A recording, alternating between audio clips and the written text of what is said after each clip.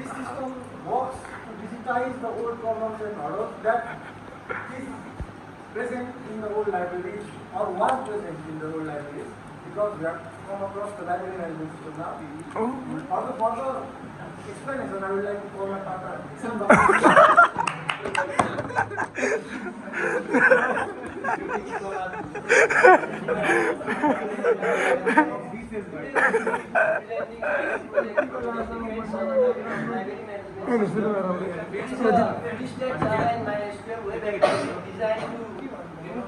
Aditya, explosive performance.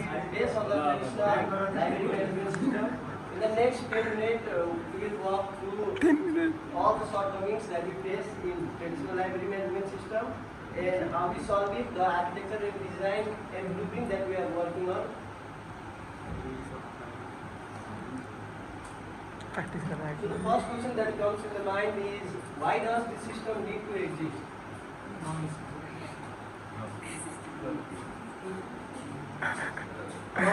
हामीले पुरानो library management सिस्टममा हेर्ने हो भने चाहिँ हाम्रो लाइब्रेरीमा के हुन्छ भने एनुअली आइएफएलए 2022 को रिपोर्ट अनुसार चाहिँ एनुअली 20% अफ बुकहरू चाहिँ हराउने मिसप्लेस हुने अनकाउन्टेड हुने गर्दछ लाइब्रेरीमा, जसले गर्दाखेरि चाहिँ इन्स्टिट्युसनलाई लस हुन्छ। यस्तो प्रब्लमहरूलाई चाहिँ हामीले सजिलै लाइब्रेरी म्यानेजमेन्ट सिस्टमको युज गरेर हटाउन सकिन्छ। साथै स्लो डिस्कभरीलाई पनि हामी टाइममा चाहिँ 4 मिनेट लाग्थ्यो भने अहिले हामीले चाहिँ एउटा अन्डर 5 सेकेन्ड अन्डर 2 सेकेन्ड नै हामीले बुकलाई सर्च गर्न सक्नुहुन्छ। कतिवटा कपी छ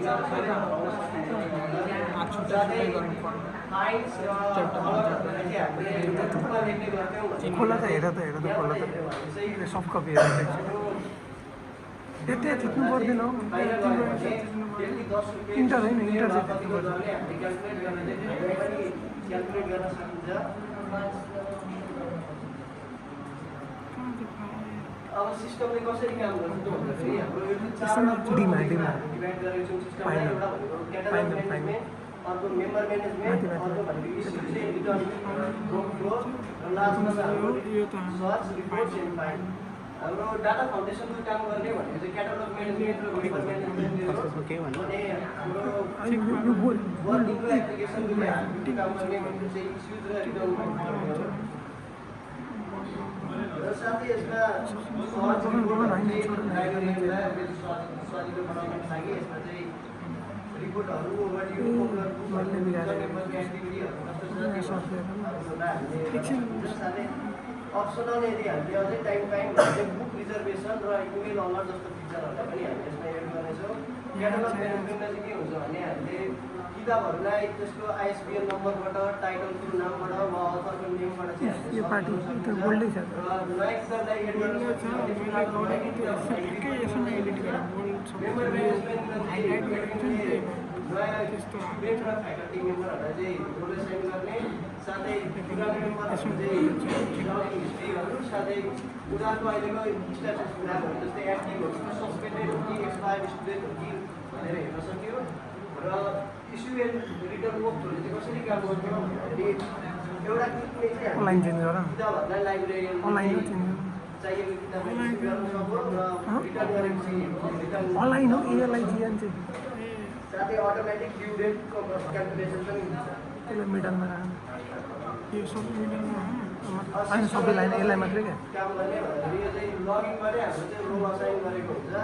3वटा मेन सेक्सनमा डिभाइड गरेको छ। एउटा भनेको एडमिन वा लाइब्रेरियनको भयो।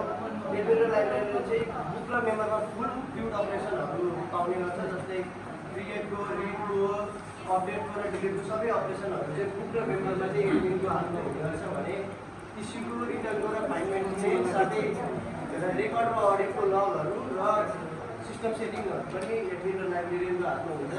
भने मेम्बरले चाहिँ आफ्नो पाउने फिचर्सहरू भनेको चाहिँ क्याटालग सर्च गर्ने, अनि बुकको एभाइलेबिलिटी चेक गर्ने, अनि आफूले पहिला लिएको किताबहरूको हिस्ट्रीहरू हेर्न सक्यो। साथै आफ्नो डेट र आफ्नो फाइलहरू केही छ भने त्यो पनि उनीहरूले चेक गर्न सक्यो भने यसले चाहिँ पब्लिक क्याटालगमा राखेको किताबहरू कुन कुन बुकहरू एभाइलेबल छ त्यसमा मात्रै हेर्न सक्छ र उसले चाहिँ लगइन गर्नुपर्ने केही पनि आवश्यकता पर्दैन। अब हाम्रो सिस्टम चाहिँ 3टा लेयरमा हामीले डिभाइड गरेको छौँ। एमभिसी आर्किटेक्चर कन्ट्रोलर आर्किटेक्चरमा बेस छ भने प्रेजेन्टेसन लेयरको लागि चाहिँ हामीले HTML, CSS र जाभास्क्रिप्ट युज गरेका छौँ।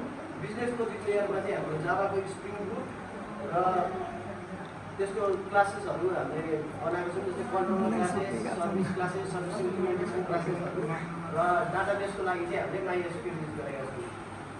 र वर्किङमा चाहिँ के हुन्छ भन्दाखेरि ब्राउजरले HTTP रिक्वेस्ट जेनेरेट गर्छ र त्यो रिक्वेस्टलाई चाहिँ कन्ट्रोलरसँग पठाउँछ। कन्ट्रोलरले चाहिँ त्यसको सबै कामहरू डेलिभर गर्छ, जस्तै HTTP रिक्वेस्टहरूलाई रेस्पोन्स दिने र रिक्वेस्ट ह्यान्डल गर्ने काम चाहिँ कन्ट्रोलरको भयो। त्यो काम सके पछाडि कन्ट्रोलरले सर्भिस क्लासलाई आफ्नो ह्यान्डल गर्छ अनि सर्भिस क्लासले चाहिँ फाइल क्यालकुलेसन, अब इनपुट भ्यालिड छ कि छैन, एभाइलेबिलिटी रुलहरू मिट गर्छ कि गर्दैन, यो सबै लोजिकहरू चेक गर्ने गर्छ। र लोजिक चेक भएपछि चाहिँ DAO क्लासमा ट्रान्सफर हुन्छ अपरेसन। DAO-ले चाहिँ डाटा एक्सेस गर्नुको काम गर्छ र सबै कुराहरू चाहिँ डाटा बेसमा साइमल्टेनियसली स्टोर हुँदै वा अपडेट हुँदै गरिरहेको हुन्छ। अब यसको डाटाबेसको मोडलहरू चाहिँ हाम्रो बुक्सहरूको लागि, ट्रान्जेक्सनको लागि, नेटवर्कको लागि, क्याटेगोरीको लागि र युजरको लागि अब हाम्रो यो वर्किङ स्क्रिनहरू चाहिँ देखाउन खोज्छौँ। यहाँ त लगइन त भयो, लगइन छ ड्यासबोर्ड, क्याटालग सर्च, बुक इस्यु र रिटर्न गर्ने, मेम्बर म्यानेजमेन्ट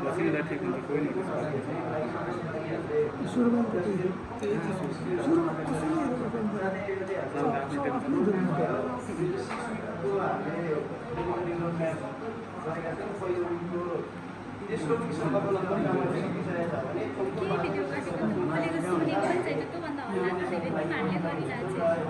लाइभ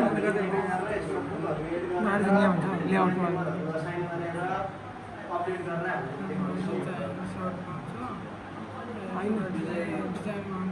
लेआउटमा सरी